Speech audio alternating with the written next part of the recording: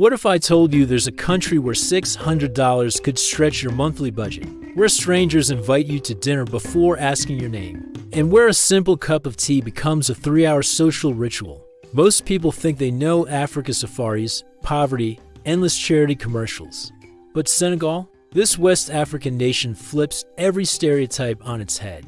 And today we rate pulling back the curtain on what life actually costs and feels like in this fascinating country. Forget everything you think you know about living in Africa. Senegal operates on completely different rules. And if you're not prepared for the cultural curveballs, you'll spend your first month wondering why everyone is laughing at your attempts to rush through a simple grocery run. The question isn't whether you can survive on $600. It is whether you're ready to slow down enough to actually enjoy it. Most travelers stumble into Senegal expecting another typical African experience and walk away questioning why nobody talks about this place. There is a reason locals call it the land of Teranga. Hospitality is so intense it'll make your grandmother's cooking guilt trips look subtle. But here is what the travel blogs won't tell you. That same hospitality comes with unspoken rules that can make or break your experience. You see those glossy tourism websites showing pristine beaches and smiling faces? They're not lying, but they're missing the real story. The story of how a country smaller than South Dakota manages to pack more cultural complexity per square mile than most continents. The story of why your taxi driver will refuse your money if you're genuinely lost. But heaven help you if you don't greet everyone in the room before sitting down. Senegal sits on Africa's Atlantic coast like a geographic comma between the Sahara and the tropical zones, and that position explains everything about why this country works differently. Picture a nation roughly the size of South Dakota, but stretched along 330 miles of coastline, where European colonizers, Arab traders, and West African kingdoms created one of the continent's most fascinating cultural mixing bowls. The Atlantic Ocean isn't just Senegal's western border, it's the country's lifeline. While landlocked nations struggle with trade access, Senegal's ports in Dakar have been moving goods between Europe and West Africa for centuries. This maritime advantage explains why Dakar feels more cosmopolitan than capitals twice its size, and why you'll hear French, Wolof, Arabic, and increasingly English on the same city block. But step away from that coastline and you'll understand why geography shapes everything here. The northern regions bump against the solid semi-arid zone where the Sahara gradually gives way to grassland. Here, temperatures can hit 115 degrees Fahrenheit, and the landscape looks like Mars decided to try farming. The Fulani herders in these areas live by completely different rhythms than the coastal fishing communities, moving their cattle with seasonal rains and patterns their ancestors established centuries ago. Travel south toward the Casamance region, and you might wonder if you've crossed into a different country entirely. Lush tropical forests, rice paddies, and palm groves create landscapes that feel more Caribbean than Saharan.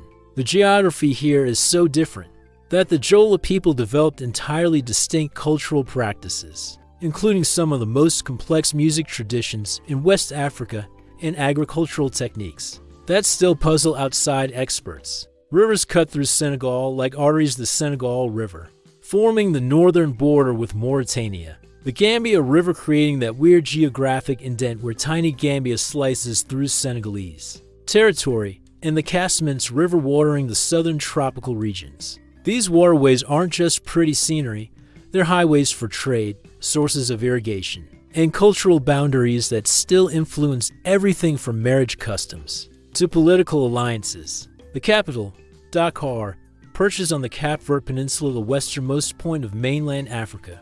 This position made Dakar the last stop for ships heading to the Americas during the slave trade era, leaving historical wounds that still influence modern politics and social structures. But that same geographic position now makes Dakar a crucial hub for telecommunications cables, connecting Europe to South America, explaining why the city punches above its weight economically. What is fascinating is how Senegal's compact size, you can drive across the entire country in a day, creates this incredible cultural density. The Wolof-speaking majority in the central regions, the Pula are pastoralists in the north, the Serer, farmers around the Sine Salom Delta, and the Jola communities and Casamance all live within hours of each other, yet maintain distinct languages, traditions, and worldviews. It's like having Texas-sized cultural diversity. Packed into Connecticut, step off the plane in Dakar, and within 30 minutes, you'll encounter your first lesson in Senegalese social mathematics, greeting everyone takes precedence over everything else, including whatever urgent business brought you here in the first place. Americans checking their phones while walking past neighbors would be considered borderline sociopathic behavior. In most Senegalese communities, the morning greeting ritual alone could teach Harvard business school a master class in relationship building. You don't just say hello, you inquire about health, family, work, sleep quality, and general life satisfaction of everyone you encounter. Miss someone's greeting, even accidentally, and you've just committed a social faux pas that will be discussed at dinner tables for weeks. The Wolof language has dozens of specific greetings for different times of day, different relationships, and different social contexts. And locals can immediately spot outsiders who skip this cultural choreography. But here's where it gets interesting. This isn't just politeness theater. These extended greetings serve as community information networks. Who's sick? Who needs help? Whose crops are struggling?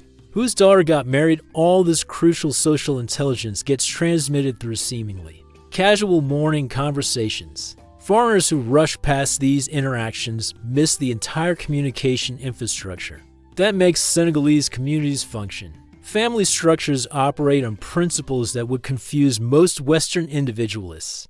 The concept of nuclear family exists, but it's nested within extended family networks that can include dozens of people across multiple households. Children don't belong just to their parents, they belong to the entire family system, which means your aunt has just as much authority to correct your behavior as your mother. This system creates incredible social safety nets, but also means privacy. As Americans understand it, barely exists. Age hierarchy isn't just respected in Senegal, it's treated like natural law. Younger people don't just listen to elders. They actively seek their approval before making major decisions. A 30-year-old engineer with a Master's degree will still consult village elders before choosing where to live or whom to marry. This deference to age creates social stability, but can frustrate younger generations who've been exposed to global ideas about individual autonomy. Religious observance weaves through daily life in ways that make American separation of church and state concepts seem almost quaint. 95% of Senegalese are Muslim, but it's Islam filtered through centuries of local traditions and Sufi mysticism.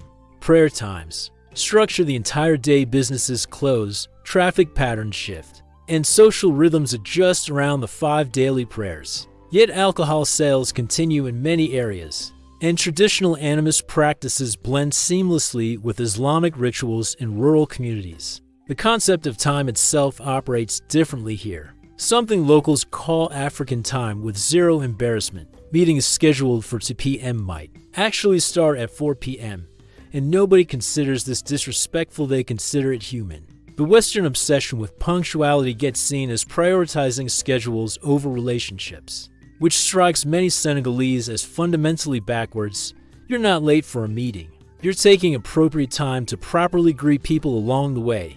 Money relationships follow. Complex unwritten rules that can bankrupt unprepared foreigners or create lifelong support networks. For those who learn the system, if you have more than others, sharing isn't optional charity, it's social obligation. But this sharing operates through elaborate reciprocity networks, where today's giver becomes tomorrow's receiver. Extended family members in Europe or America are expected to send regular remittances, creating economic connections that span continents. Women's roles vary dramatically between urban and rural areas, between different ethnic groups, and between generations, making simple generalizations impossible.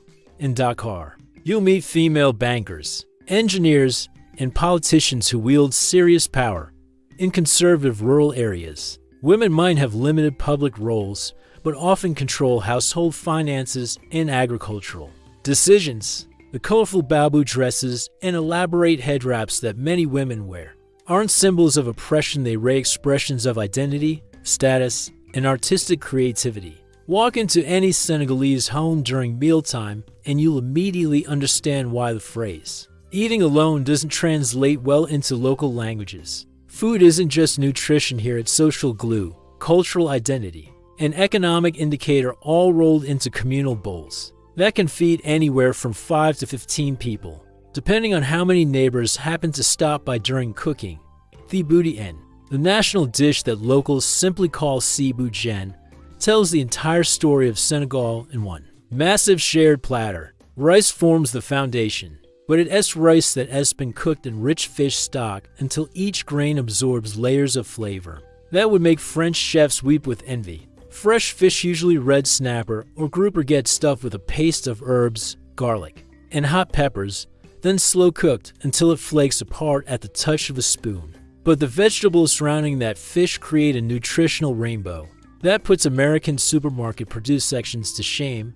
Cassava root, sweet potatoes, carrots, cabbage, okra, and eggplant all get their time in the simmering pot, each contributing distinct textures and flavors to the final masterpiece. The result is a complete meal that covers every food group nutritionists recommend, costs less than $5 to feed a crowd, and tastes better than most restaurant entrees that cost 10 times as much. The eating ritual itself operates like social theater. Everyone gathers around the large communal bowl, and there's a precise etiquette governing who sits where, who gets the choicest pieces, and how to eat without accidentally grabbing someone else's designated section. Foreigners who try to serve themselves onto individual plates get gently corrected. You eat from the communal bowl, period. This shared eating reinforces community bonds in ways that individual place settings simply can't match. Street food in Senegal operates as an entirely separate culinary universe that makes food truck culture look amateur by comparison. Fataya, savory pastries stuffed with fish or meat, get fried fresh at roadside stalls for less than 50 cents each. Akara, black-eyed pea fritters, crispy on the outside and fluffy inside, appear on every street corner during Ramadan breaking fast rituals. Grilled fish seasoned with local spices and served with spicy onion sauce can be found at beachside grills where the catch was swimming that morning. But the real cultural centerpiece isn't food at all, it's attaya, the tea ceremony that transforms simple green tea into a 3-round social ritual that can stretch for hours. The first round, called Lul, is strong and bitter like concentrated coffee. The second round, Narl, adds more sugar and becomes pleasantly balanced. The third round, Nettle, is sweet enough to qualify as dessert and signals that the social gathering is winding down.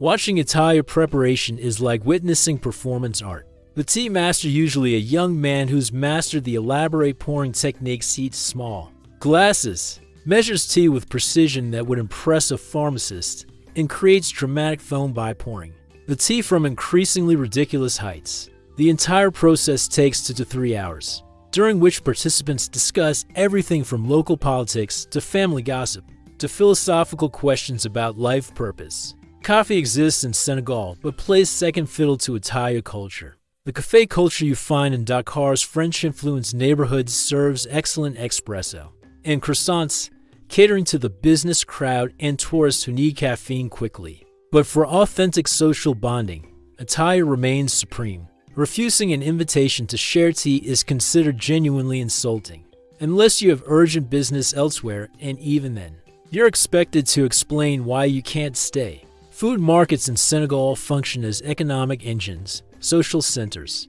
and cultural preservation societies all at once. The Kermel market in Dakar showcases produce from across West Africa, mangoes from Mali, cashews from Guinea-Bissau, and spices from Mauritania create an international marketplace right in the city center.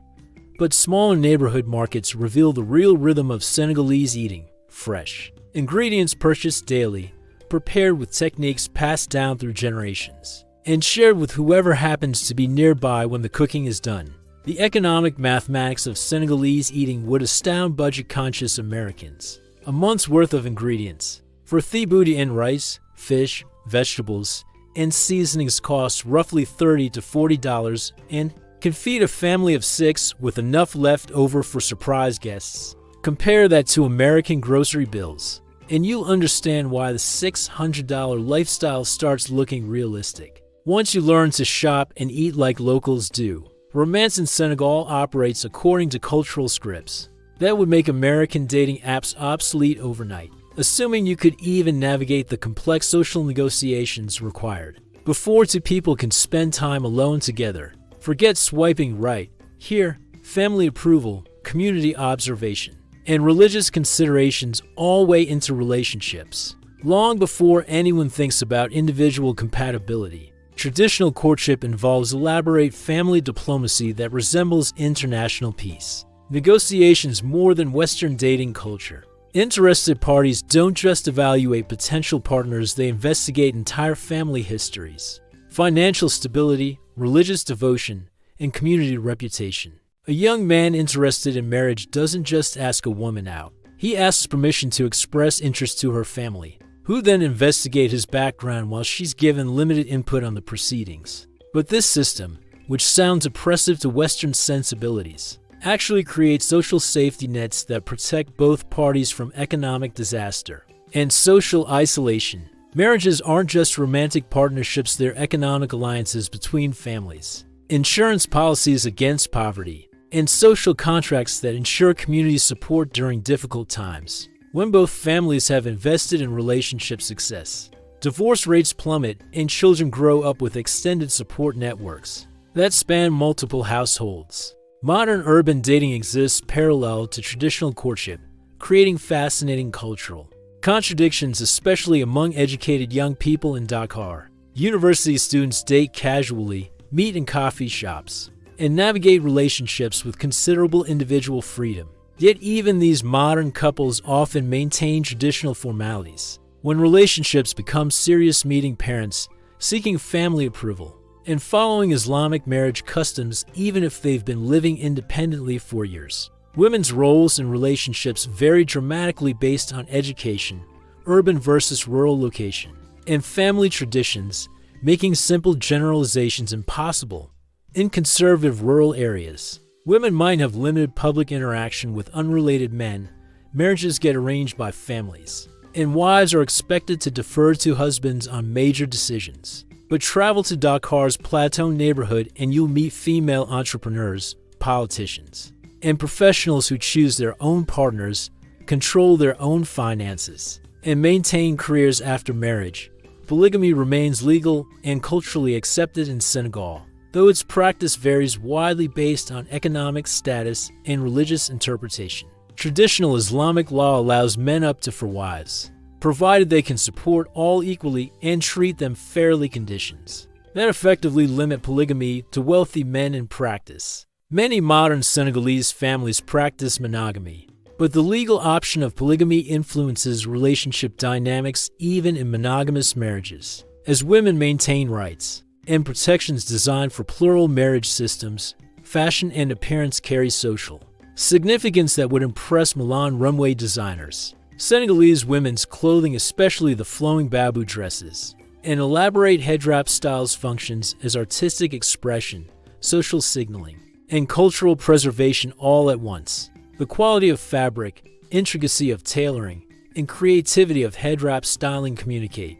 economic status, aesthetic sophistication, and cultural knowledge to anyone familiar with local fashion codes. Men's fashion operates with equal complexity but different emphasis. Traditional dress for men includes grand boubas for formal occasions, but everyday wear blends Western and African styles in ways that create distinctly Senegalese aesthetics. A well-dressed Senegalese man might wear Italian leather shoes, locally tailored trousers, and a dashiki-style shirt while carrying prayer beads and traditional jewelry, combining global influences with local identity markers. Social gatherings that bring unmarried men and women together operate under careful supervision that ensures propriety while allowing relationship formation.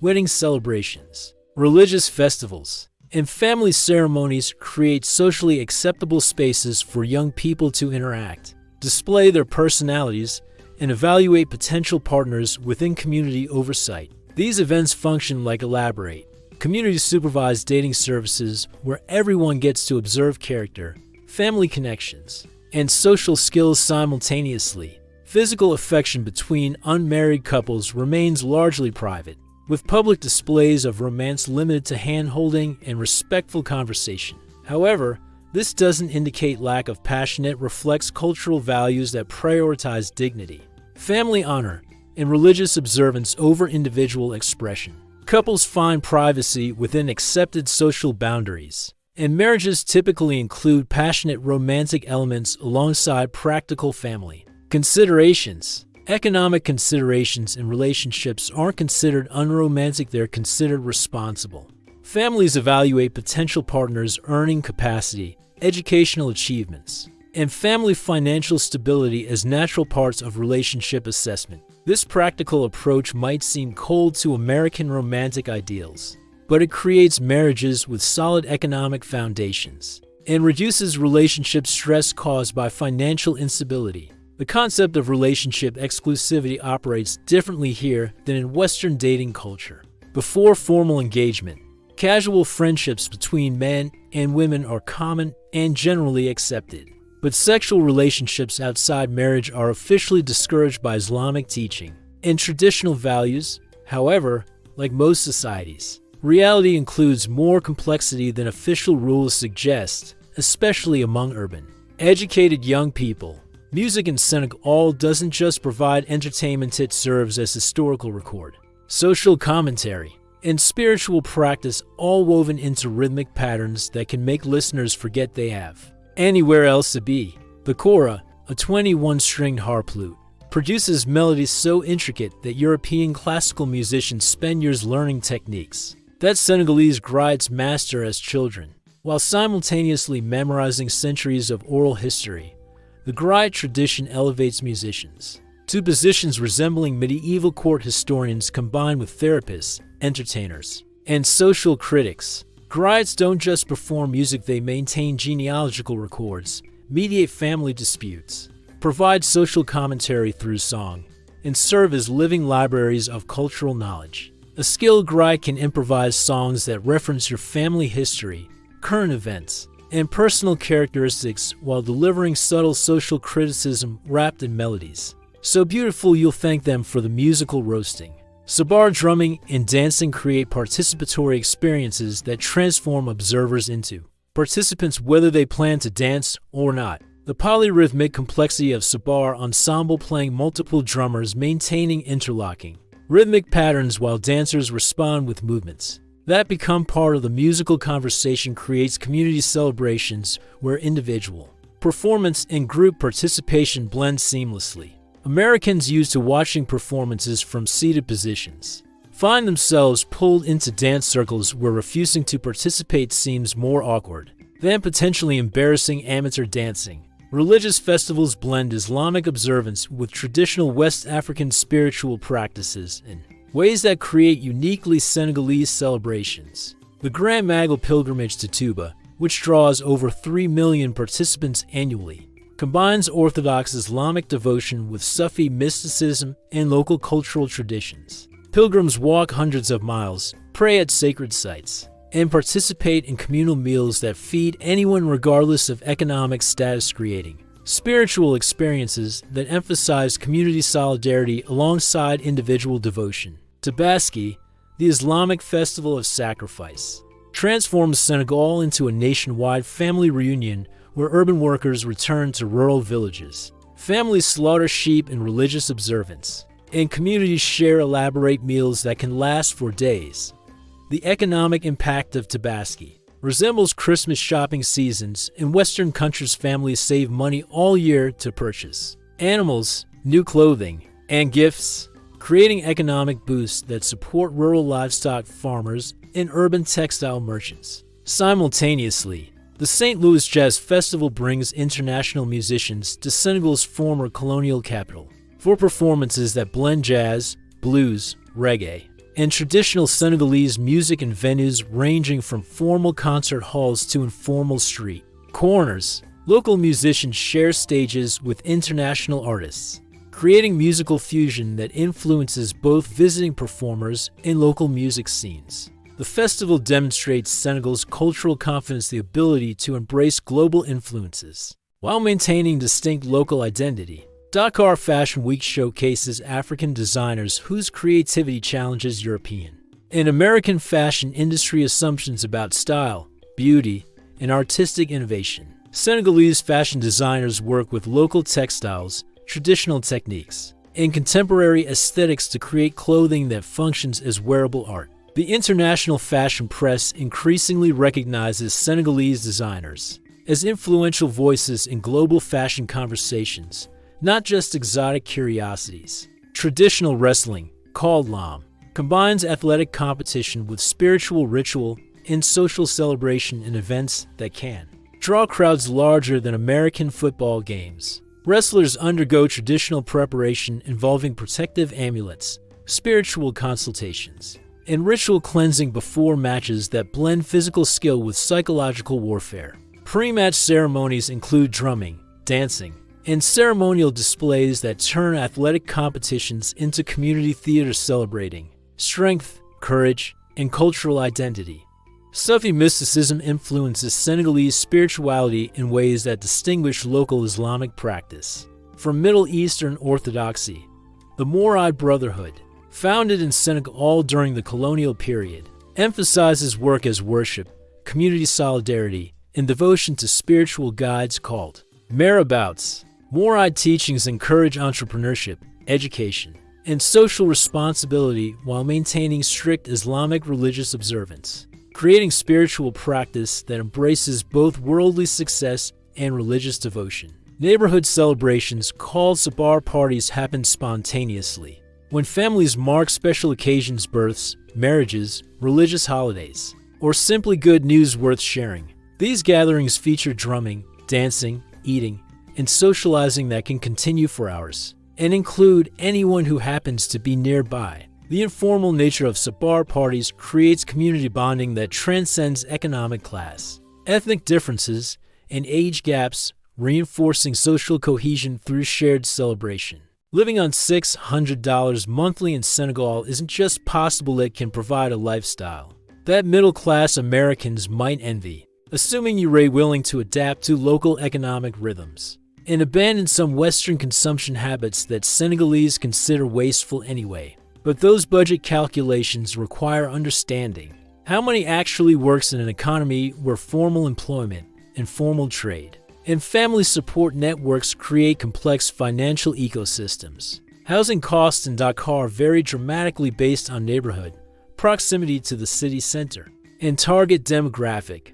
A basic one-bedroom apartment in outer neighborhoods like Pikin or Getaway rents for roughly 80,000 to 120,000 CFA francs monthly, approximately $130 to $200 using current exchange rates. These neighborhoods offer authentic Senegalese community life, reliable public transportation, and access to local markets, though they lack the infrastructure and services that expensive expatriate neighborhoods provide. Step up to middle-class Senegalese neighborhoods like Mermoz or Pointe, and monthly rent increases to 150,000 to 250,000 CFA francs, roughly to $150 to $400. These areas offer better infrastructure, more reliable electricity and water, and proximity to international restaurants and shops, making them popular with young professionals and short-term expatriates.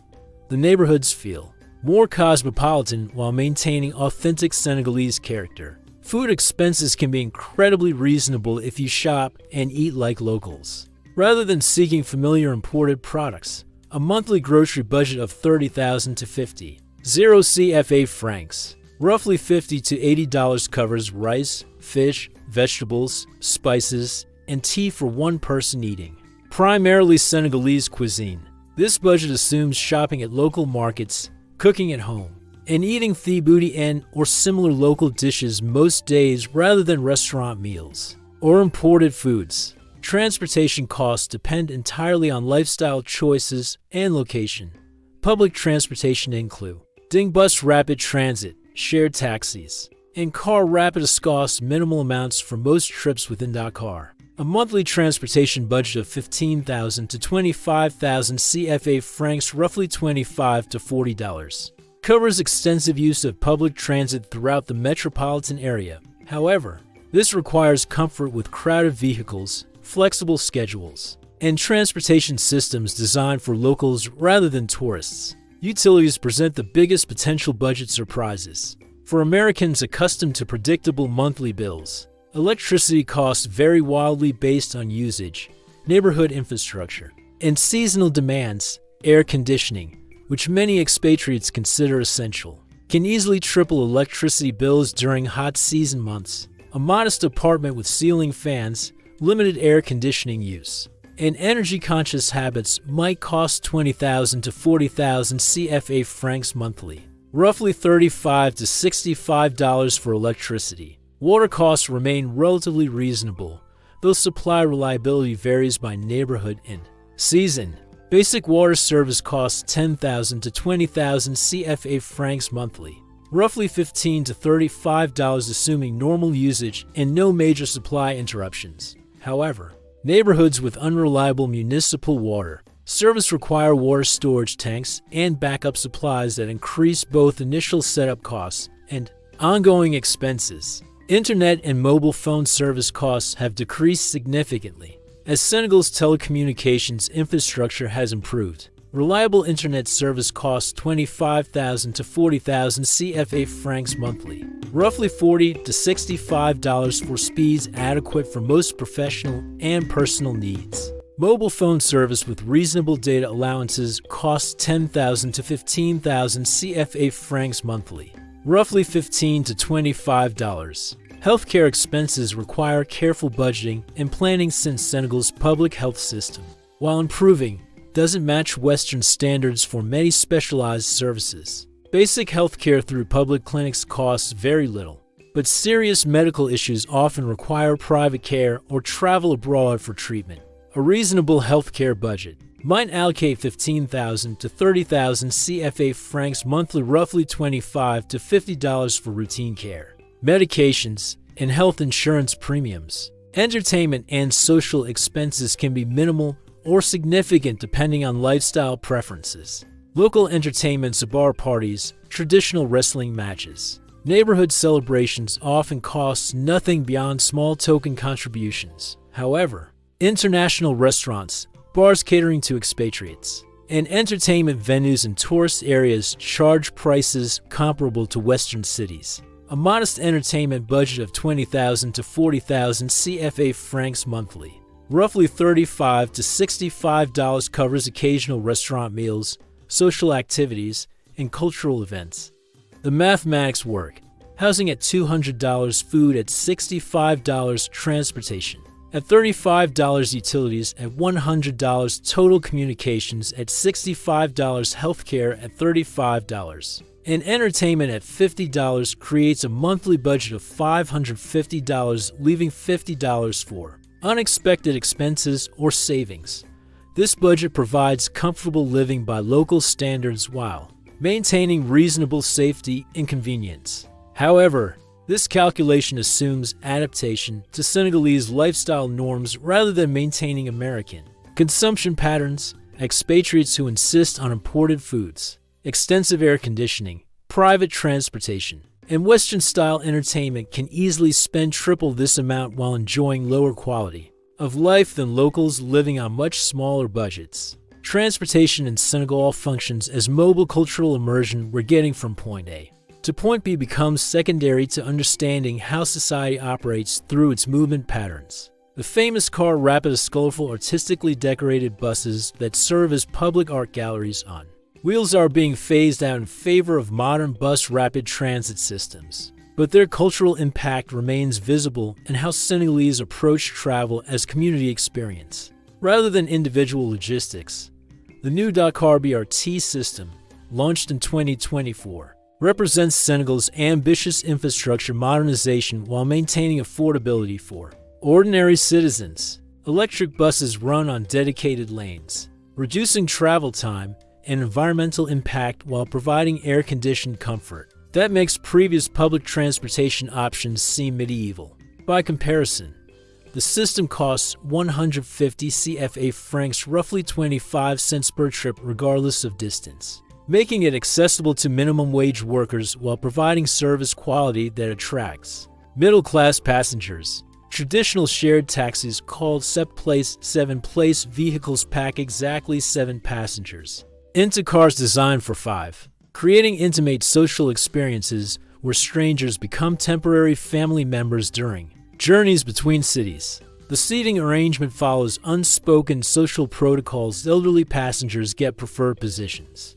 Women with children receive accommodation priority, and everyone participates in collective decision-making about route modifications or rest stops. These vehicles cost significantly less than private transportation while providing cultural education unavailable through tourist-oriented services. Motorcycle taxis, known locally as Jakarta, offer quick transportation through Dakar's congested streets for passengers willing to trust their lives to drivers who navigate traffic. With techniques that would terrify Formula One racers, Jakarta rides cost 500 to 1,000 CFA, francs roughly 80 cents to $1.60 for most urban trips, and can cut travel time in half during peak traffic periods. However, safety equipment typically consists of one helmet shared between driver and passenger, and insurance coverage remains optimistic at best. Ferry services connect Dakar to Gorée Island and other coastal destinations, providing scenic transportation that doubles as cultural experience. The 20-minute ferry ride to Gorée Island costs 1,200 CFA francs, roughly $2 round trip, and offers spectacular views of Dakar's coastline, while transporting passengers to one of Senegal's most significant historical sites. Ferry schedules operate on flexible timing that accommodates passenger loads rather than rigid timetables, requiring patience but providing authentic Senegalese travel experiences. Private taxi services in Dakar range from formal metered taxis to informal arrangements with individual drivers who become personal transportation providers. For regular customers, official orange taxis use meters and charge regulated rates, though finding drivers willing to use meters rather than negotiate fixed prices can require persistence. Informal taxi arrangements often provide better value for frequent travelers willing to develop relationships with reliable drivers who offer consistent service and local knowledge. Regional transportation between major cities relies on modern bus companies that provide comfortable, air-conditioned travel at reasonable prices. Bus trips from Dakar to St. Louis cost approximately 3,000 CFA francs, roughly $5, for a 4-hour journey in vehicles equipped with entertainment systems and rest stop scheduling. That makes regional travel pleasant rather than endurable. These services connect Senegal's major cities with reliability and comfort that rivals transportation in much wealthier countries. Car rental exists, but requires navigating bureaucracy, insurance requirements, and driving conditions that challenge even experienced international drivers. Traffic in Dakar operates according to informal rules where aggressive driving is expected. Traffic signals serve as suggestions rather than commands, and parking involves creative use of any available space regardless of official designations. International driving permits are required, but local driving knowledge is essential for survival. Walking remains the most common form of transportation for short distances, and Senegalese cities are generally pedestrian-friendly despite limited sidewalk infrastructure. Street vendors, informal markets, and social interactions make walking through neighborhoods entertainment as much as transportation. However, pedestrians must navigate around vehicles, motorbikes, street vendors, and livestock with constant vigilance, as traffic laws prioritize vehicle movement over pedestrian safety. Bicycle transportation is growing in popularity, especially among young people and environmental advocates, though infrastructure designed specifically for cycling remains limited. Bicycles cost 50,000 to 150 CFA francs, roughly $80 to $250 for basic models suitable for urban transportation. However, bicycle theft is common, and secure parking facilities are rare, making bicycle ownership practical mainly for people with secure storage options. The overall transportation experience in Senegal emphasizes flexibility, community interaction, and cost efficiency over individual convenience and time precision. Travelers who embrace local transportation methods gain cultural insights impossible to achieve through private vehicles or tourist services, though the adjustment requires patience and willingness to participate in social systems designed around group cooperation rather than individual control. Senegalese attractions divide neatly between places that deliver exactly what travel brochures promise and hidden experiences that locals never bother advertising because they rate a busy living them. The challenge involves distinguishing between authentic cultural sites that welcome respectful visitors and tourist-oriented attractions designed primarily to extract money from foreigners with minimal cultural exchange. Gorée Island represents both Senegal's most significant historical site and its most commercialized tourist experience, creating complex dynamics where genuine historical education coexists with aggressive souvenir marketing. The island's role as a major slave trade departure point makes it essential for understanding Senegal's history and Africa's relationship with Europe and America. However, tour guides sometimes exaggerate historical claims, and the door of no return has become such an iconic photo opportunity that its deeper significance gets lost in social media staging. The real Gorée Island experience happens when day-tripping tourists return to Dakar and the island as small resident community reclaims their neighborhoods. Evening visits reveal Gorée as a living community where families maintain homes their ancestors have occupied for generations. Children play soccer in historic squares, and residents navigate daily life among UNESCO World Heritage Site restrictions. These quieter moments provide perspective unavailable during crowded daytime tours. Lac Rose, famous for its pink-colored water caused by harmless algae blooms, attracts tourists expecting dramatic Instagram-worthy scenery, but often delivers muddy shorelines and disappointing colors that depend entirely on weather conditions and seasonal timing. The lake's salt harvesting operations provide more authentic interest than its variable colors. Watching workers extract salt using traditional methods offers insights into local industry and economic survival strategies that have sustained families for generations. The real attraction near Lac Rose is the Lampoule Desert, where red sand dunes create genuine Saharan landscapes within reach of Dakar. Camel rides, traditional music performances, and overnight camping provide desert experiences without the expense and complexity of traveling to Morocco or Algeria. Local guides from nearby villages offer authentic knowledge of desert survival, traditional crafts, and astronomical observation that creates educational experiences alongside recreational adventure. Saly, Senegal's primary beach resort area, caters specifically to European package tourists seeking familiar amenities in exotic locations. Hotels offer international cuisine, scheduled entertainment, and service standards designed for visitors who want tropical settings without cultural adaptation. While Saly provides comfortable accommodation and reliable service, it offers minimal authentic Senegalese cultural exposure and prices that reflect its international tourist orientation. St. Louis, Senegal's former colonial capital, provides architectural beauty and historical significance without excessive tourist commercialization. The city's UNESCO World Heritage colonial architecture, vibrant fishing community, and annual jazz festival create cultural experiences that feel authentic, rather than manufactured for tourist consumption.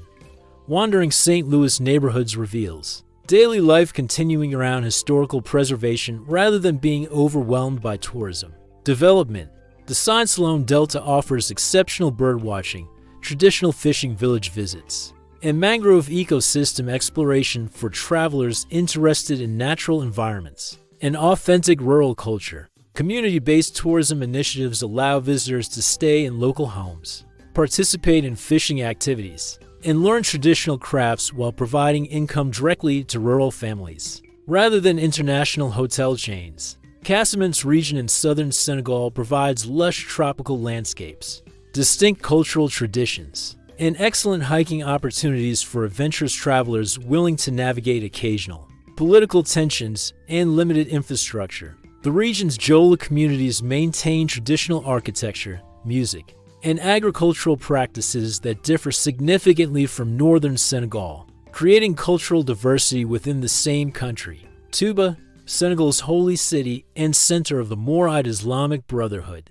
welcomes respectful visitors interested in understanding Senegalese religious culture. The massive mosque and religious school complex provide insights into how Senegalese Islam blends traditional Islamic teaching with local spiritual practices. However, visitors must dress appropriately, behave respectfully, and understand that they're entering an active religious center rather than a tourist attraction. National parks like Nyakolo Koba offer wildlife viewing opportunities, including lions, elephants, and hippos, though infrastructure limitations and seasonal access restrictions make these experiences more challenging than East African safari destinations. The parks appeal to serious wildlife enthusiasts willing to accept rustic conditions and uncertain animal sightings in exchange for authentic African wilderness experiences. Urban neighborhoods in Dakar provide some of the most interesting cultural experiences for travelers comfortable with informal exploration. Areas like Medina and Fan offer authentic street life, local markets, traditional architecture, and community interactions impossible to experience in tourist-oriented locations. However, these explorations require cultural sensitivity, basic language skills, and willingness to navigate without formal guide services. The key to authentic Senegalese travel experiences involves seeking recommendations from locals, rather than tourist information centers, choosing community-based services over international operators, and prioritizing cultural learning over comfort maximization. Travelers who approach Senegal with curiosity rather than expectations often discover experiences that exceed anything possible through organized tourism. Medical care in Senegal operates on multiple tiers that range from excellent private facilities, rivaling international standards, to rural clinics with limited resources but dedicated staff, who perform medical miracles with basic equipment. Understanding these healthcare realities helps visitors and potential residents make informed decisions about medical needs, insurance requirements, and emergency planning. Dakar's private hospitals and clinics provide medical care that meets international standards for most routine procedures, diagnostic services, and emergency treatment. Facilities like Hospital Principal and Clinique de la Madeleine employ physicians trained in Europe and America, use modern medical equipment, and maintain sanitation standards that satisfy international patients.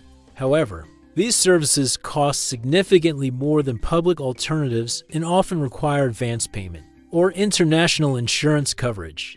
Public health care through government hospitals and community clinics offers basic medical services at minimal cost, but with limitations in specialized care, equipment availability, and waiting times that can frustrate patients accustomed to immediate service. Rural clinics often operate with limited electricity, unreliable water supplies, and medication shortages that require creative problem-solving from healthcare workers who provide essential care despite resource constraints. Preventive health care requires attention to environmental factors that don't exist in most Western countries. Malaria prevention through mosquito nets, repellent, and prophylactic medication is essential during rainy season months, when standing water creates breeding grounds for disease-carrying mosquitoes. Yellow fever vaccination is mandatory for international travel, and hepatitis A and B vaccinations are strongly recommended for long-term residents. Water quality varies significantly between urban and rural areas, between neighborhoods within cities, and between seasons based on infrastructure maintenance and environmental conditions. Bottled water remains the safest option for drinking, though many long-term residents develop tolerance for tap water that has been properly boiled or filtered. Street food safety depends entirely on vendor practices, ingredient freshness, and preparation methods that require observation and judgment rather than regulatory oversight. Personal safety in Senegal generally compares favorably to major American cities, though specific risks require awareness and preparation. Petty theft targeting tourists occurs frequently in market areas, transportation hubs, and beach zones where valuable items and obvious foreigner status create opportunities for opportunistic crime. However, violent crime against foreigners remains relatively rare, especially outside major urban areas. Traffic accidents represent the most serious safety risk for most visitors and residents, as road conditions, vehicle maintenance standards, and driving practices create hazardous conditions that require constant vigilance. Motorcycle accidents cause numerous injuries and fatalities among both drivers and passengers, making protective equipment and conservative riding practices essential for anyone using motorcycle transportation. Political stability in Senegal generally exceeds regional standards, though occasional tensions around elections, labor disputes, and regional conflicts can create temporary disruptions that affect daily life and travel plans. The Casamance region experiences periodic security incidents related to separatist movements, making current security assessments important for travelers planning southern region visits. Natural disasters rarely affect Senegal compared to other West African countries, though seasonal flooding during rainy months can disrupt transportation, damage infrastructure, and create health hazards in low-lying urban areas. Drought conditions occasionally affect rural, agricultural areas, creating food security issues that impact local markets and economic conditions. Women's safety considerations vary significantly based on cultural context, local customs, and individual circumstances, making general recommendations difficult. Urban areas generally provide greater freedom and safety for women traveling independently, while conservative rural areas may require more careful attention to dress codes, social interactions, and cultural protocols. Emergency services exist but operate with limitations in response times, equipment availability, and coverage areas that require realistic expectations and backup planning. Police response varies widely based on location, time of day, and nature of emergency. While ambulance services may not be available in rural areas or during peak demand periods, insurance considerations for long-term residents should include evacuation coverage for serious medical conditions that exceed local treatment capabilities, as specialized procedures often require. Travel to Europe or America. Property insurance exists, but with coverage limitations and claim processes that differ significantly from Western insurance practices. Mental health services remain limited throughout Senegal, with few trained professionals and cultural stigma that prevents many people from seeking help. For psychological issues, expatriates and travelers with ongoing mental health needs should maintain connections with home country providers and ensure adequate medication supplies before traveling.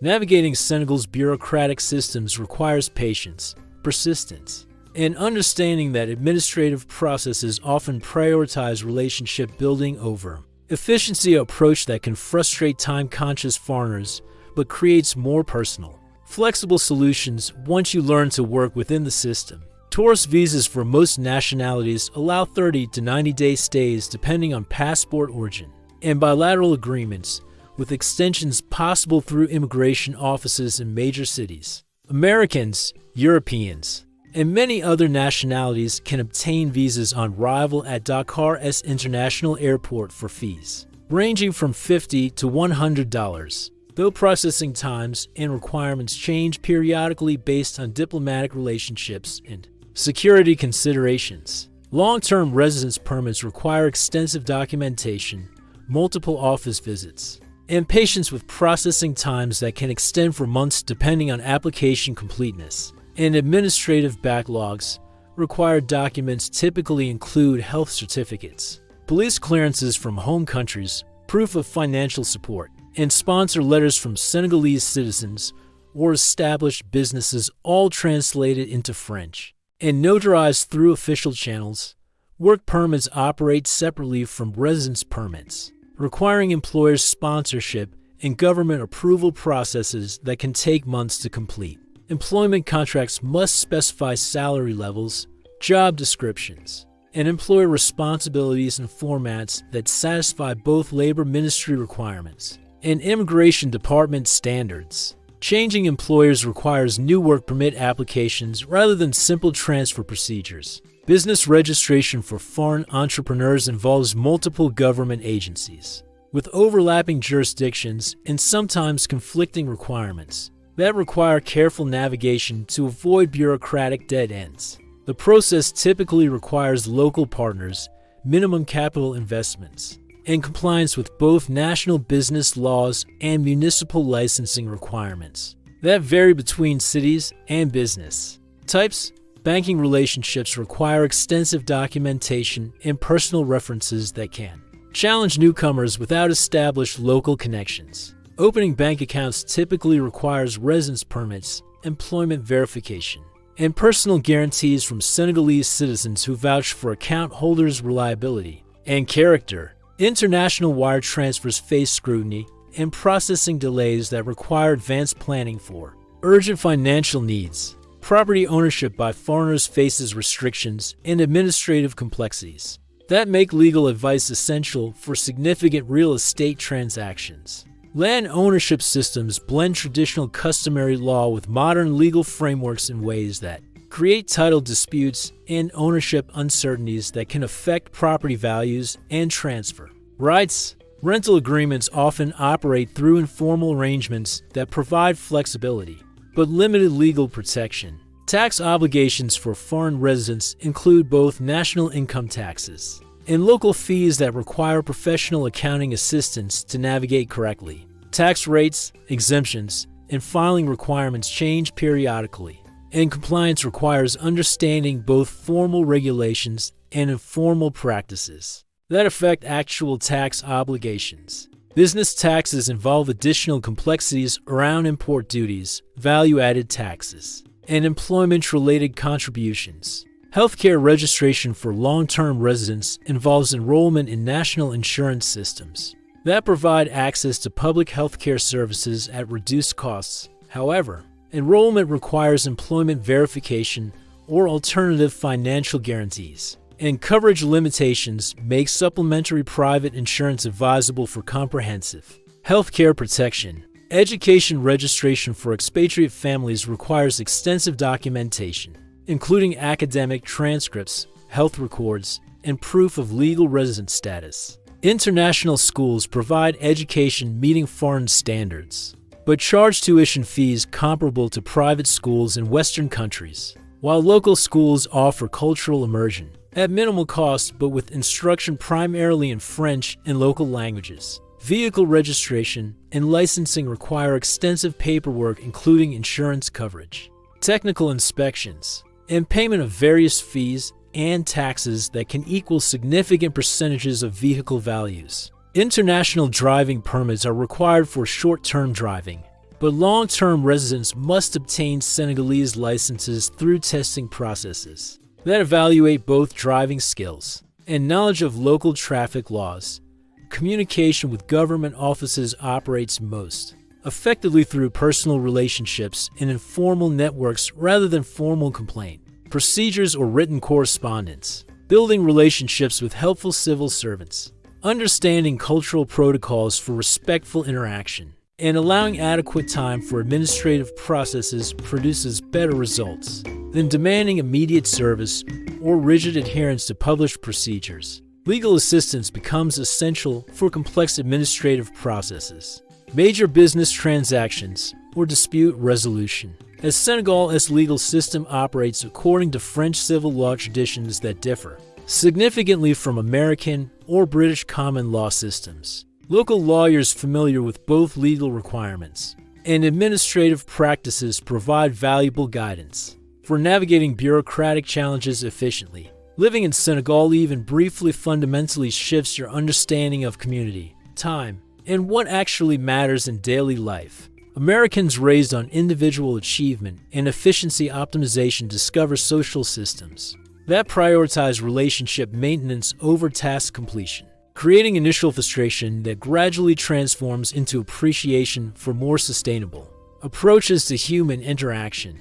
The concept of enough operates differently here than in consumer-driven societies, where marketing messages constantly suggest inadequacy requiring additional purchases. Senegalese families living comfortably on incomes that would qualify as poverty in America demonstrate that life satisfaction depends more on community connection, spiritual fulfillment, and cultural participation than material accumulation. This isn't romanticizing poverty, it's recognizing different approaches to resource allocation and life prioritization, Hospitality as practiced in Senegal reveals how superficial most Western customer service actually is compared to genuine concern for others' well-being. When Senegalese families invite strangers to share meals, they're not being polite, they're demonstrating cultural values that consider individual wealth meaningless without community sharing. This hospitality creates social safety nets that provide security during difficult times while building relationships that enrich daily life. Patience becomes a practical skill rather than moral virtue when living within systems designed around human relationships rather than mechanical efficiency. Waiting for buses that arrive when full rather than on schedule. Participating in greeting rituals that prioritize social connection over time conservation. And accepting that important decisions require community consultation rather than individual choice teaches temporal flexibility that reduces stress while improving decision quality. Religious integration into daily life demonstrates how spiritual practice can enhance rather than conflict with practical activity. Watching Muslim prayer times structure business hours, social gatherings, and personal schedules shows how religious observance can create rhythm and meaning in routine activities. This integration challenges secular assumptions about religion as separate from or opposed to productive work and social progress. Economic cooperation through extended family networks, community savings groups, and informal business partnerships creates financial security without requiring formal institutions or government programs. These systems demonstrate alternative approaches to economic organization that prioritize collective well-being over individual accumulation, while maintaining incentives for personal responsibility and productive contribution. Gender relationships in Senegal operate according to different principles than Western feminist theory might suggest, with women wielding significant power through traditional roles, while maintaining different public visibility than American women. Female market vendors control significant economic activity. Mothers exercise considerable authority over family decisions, and women as social networks provide information and support systems that influence community politics despite limited formal political representation. Cultural pride without nationalism characterizes Senegalese identity in ways that offer lessons for societies struggling with either cultural insecurity or aggressive nationalism. Senegalese celebrate their traditions, languages, and customs while remaining open to global influences and foreign visitors, demonstrating confidence that doesn't require rejecting others or feeling threatened by different approaches to life. Organization, problem-solving creativity emerges from resource constraints that force innovative solutions rather than expensive technological fixes. Watching Senegalese mechanics repair vehicles using improvised parts, farmers maximize crop yields without expensive inputs, and families create comfortable homes without major appliances demonstrate human adaptability and creative intelligence that wealthy societies sometimes lose through over-reliance on commercial solutions. Conflict resolution through community mediation rather than legal systems shows how social problems can be addressed through relationship repair rather than punishment or individual rights enforcement. Traditional dispute resolution emphasizes restoration of community harmony over determination of guilt or innocence, creating outcomes that strengthen rather than divide social relationships. Educational approaches that emphasize memorization, respect for authority, and practical skills alongside academic subjects produce different types of knowledge and social relationships than Western progressive education models. Watching Quranic school students master complex texts through repetition while learning practical crafts and social responsibilities demonstrates educational approaches that integrate intellectual, spiritual, and practical development. The overall lesson involves recognizing that prosperity, security, and happiness can be achieved through various social arrangements, economic systems, and cultural priorities. Senegal isn't perfect, no society is, but it demonstrates that many Western assumptions about optimal life organization reflect cultural preferences rather than universal truths about human flourishing. So there you have it, Senegal stripped of tourist brochure fantasies and Instagram filters, presented as the complex, fascinating, challenging, and ultimately rewarding place it actually is. Can you really live well on $600 monthly? Absolutely, if you're willing to embrace Senegalese definitions of living well, rather than importing American expectations. Will you learn things about community, hospitality, and human relationships that might change how you approach life back home? Almost certainly, assuming you stay long enough to move past surface observations into genuine cultural understanding. If this glimpse into West Africa's best-kept secret has you curious about what other assumptions about Africa, development, and modern life might need reconsidering, make sure you're subscribed for more content that challenges travel stereotypes with actual facts. And comment below with which aspect of Senegalese life surprised you most: the tea ceremony timing, the family financial networks, or maybe the reality that a place most people can't locate on a map might actually teach lessons about living that could benefit anywhere in the world. Because sometimes, the most important education happens in places you never expected to visit, learning from people whose approaches to daily life reveal possibilities you never imagined.